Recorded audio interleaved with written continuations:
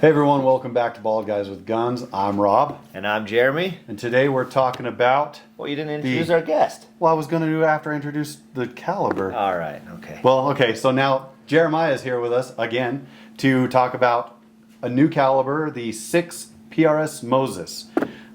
So... Go ahead, Jeremiah, if you would, and explain to us a little bit about the rifle itself and the caliber in which we have in front of us. All right, so this rifle, believe it or not, isn't even mine. I built this rifle for my little guy. He's 8 years old, getting new into shooting. He's been shooting a little bit with some 22 stuff and some of the bigger stuff, but I wanted him to have a really nice rifle when he gets a little bit older to go compete with me and things like that. So what I did is I got an XLR chassis. It's a Remington 700 Action that we rebarreled to a, what's the brand barrel? Is that the Excalibur? Excalibur. Oh. Excalibur barrel, 24 inch. And then we topped it with a red line optic on there with some Hilux rings. That's the Corsair, right? That is the Corsair. Great scope. Works out great for him. It's a little bit shorter. I try to shoot it. The length of pull is really small, so gotta do that. Yeah, but he's kind of small right now. He is small. He is small. But he's already shot it. When I got it back, he needed to shoot it right away. So with this one here, again, it's just like the 223 PRS Moses, utilizing that 223 brass, same magazine, everything's the same, but now we're running 112 grain match burners out of it. Okay, so again, 6 PRS means a 6mm bullet. Yep. 112. What speeds are you seeing with that? I've been a little over 2,900 feet a second with it, but for him, being he's so young, I want everything to be 100% smooth with no issues.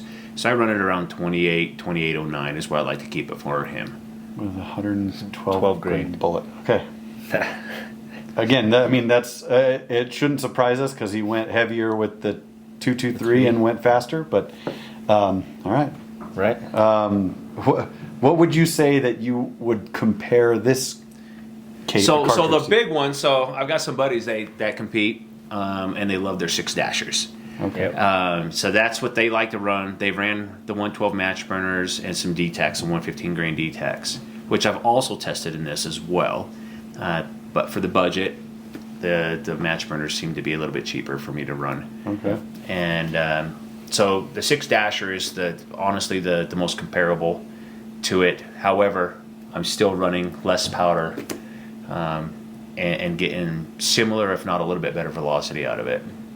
So if I may, this is actually the caliber that I'm getting a gun built in, and originally I wanted to get a 6 GT, and after talking to you, I switched to the 6 PRS because I wanted to run the 108 ELDMs, and you're getting the same, if not faster, speeds than our friend who has a 6 GT. Yep. Which is based on a 308 case and is fatter, holds more. He requires more powder than I will to do the same thing. Yep, absolutely. I actually had to go look up the 6 GT to see what the powder charge was, and it's substantially more. It's about 4 grains more powder to get the same velocity with that 108 when we did some testing, because we know that you're getting your 6 PRS, yeah. So I wanted to test some 108s on this 24-inch barrel.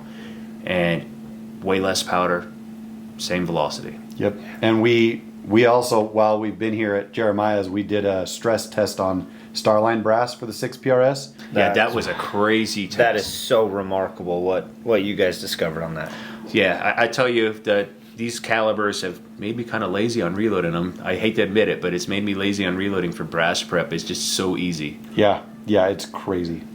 So when you design this and when you're thinking about this, what is your end goal? What are you looking to achieve? So the end goal with this is just to get people out shooting. The industry is getting expensive, more and more expensive. So with this here, again, like we said in the 223 video, is the brass comes out to less than a penny over the 50 firings, and things are tough right now with the economy the way they are, and so this is a way for people to get out and still enjoy shooting and take their kids shooting with the reduced recoil and stuff like that with these. And then if they don't want to compete, they could take it out hunting. I'd look at it like maybe back east or something like that, where it's 150, 200 yards, and they're doing some whitetail. This is a perfect little caliber for it. But Absolutely. through our talks, we know that this can go probably about a mile if you want Yeah. it to. Yeah, but I think when you did the math on it, it was supersonic to about 15, right around 1,500 yards. Yep. So, with plenty of energy still. Yep. I mean, we'll be doing some really fun challenges with your rifle when we get it to When kind I of get show it, off yeah. and see how accurate we can actually get one of these. I mean, Oh, you yeah. guys. And we'll borrow our friend's 6GT and do a comparison as well. Yep. Yeah, I'm looking So- forward to that. Yeah. Is there any other info in particular about this caliber that you want the audience to know about? Well, it's pretty basic, you know. It's off of a 223 case. It's cheap to shoot. Anybody can shoot it. I tell you, once you shoot it once, you're gonna want it. I even tried to trade my little guy. I have a 6 PRS as well, a little bit different, and his came out way better than mine, I think. But with the red line optic on this thing, I tell you, for the red line optic, it's that makes this gun just absolutely perfect. The clarity on that optic, the tracking on it. I'm going to be putting that optic on mine as well. Yeah. After especially after using it on this one. But what we're going to do now is we actually have some rounds with the 108 ELDMs loaded up, and we're going to go shoot a couple 5-shot groups for you guys and chronograph it. So let's get outside. Absolutely. Let's get to it.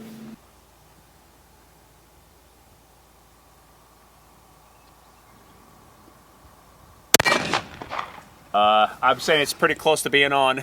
Was that dead center? It was just a little left of center. All right. Well, there you go. Let's see if they all go there. 28, They went right behind the berm somewhere. 2889. That's faster than we were seeing last night. Yeah. Let's hope they continue to be the same, though. Right?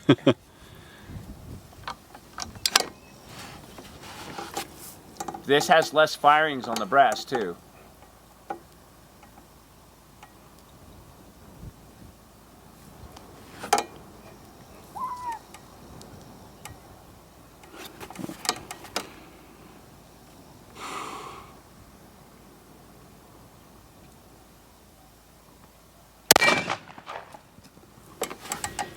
It's on the horizontal line, so it could have been just a little bit of wind, a little trigger pull, That's about a little bit slower. 30 FPS slower, yeah. Okay. And still no load development, you know? Yeah. Alright, where are you doing, Eris, buddy? Where you at, doggy?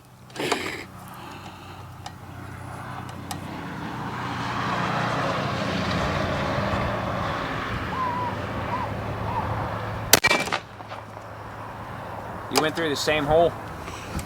That's So what we the like to cold- hear. The cold bore was left. The Okay. last two shots were just right, but through the same hole. Okay. So, and that's typical with cold bore. You always see some kind of fluctuation off the first shot. Yeah. She shoots.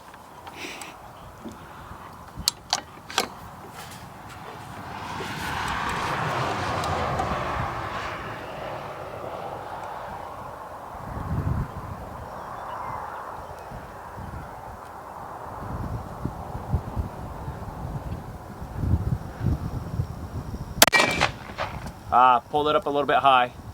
Okay. Man, I even took a little longer because I was wiggling on that one. Yeah. Seems to be a pretty good load without load workup Yeah, only one dropped off on the, on the velocity. yeah. Okay.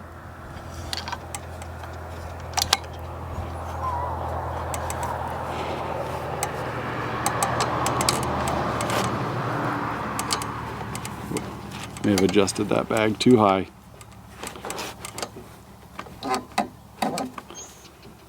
Okay. We level 2. All right, here we go.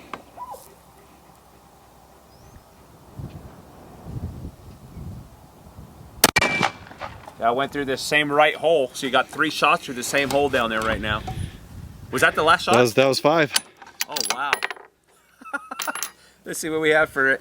That one dropped down pretty far, that one, but I think it's still going to be pretty decent. 13.8. Not bad. 2867. I mean, I've seen better yesterday. Going to the one right to the right of it? Yep. Okay.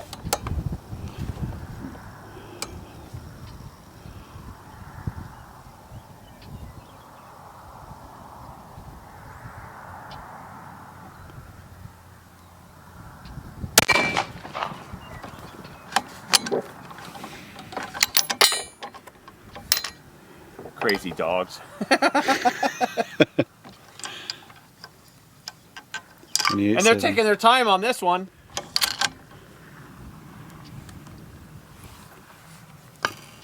Out of the way, buddy.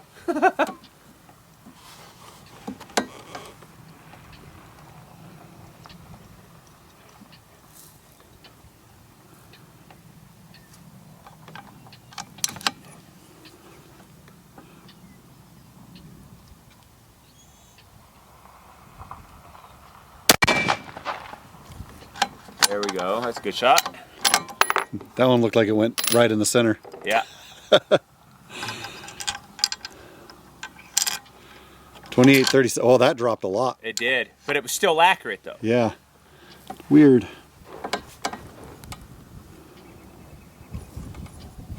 Come on, boy. You're getting tired. Yeah, he is.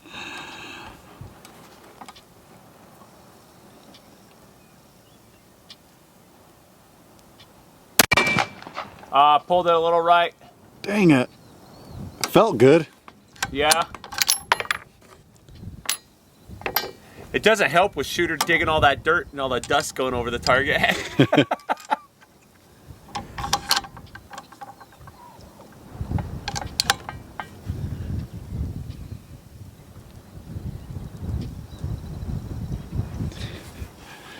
Goofy doggy.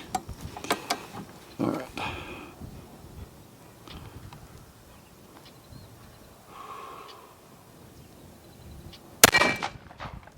Went a little bit higher up that. Really? Yeah. Dang, both of those last two felt like they would be good shots. I felt good about all of it.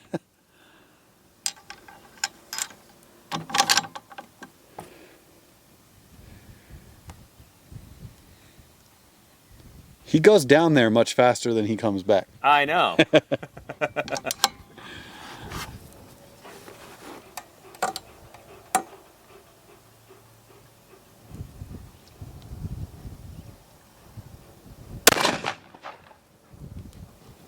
I think that went right through the center again.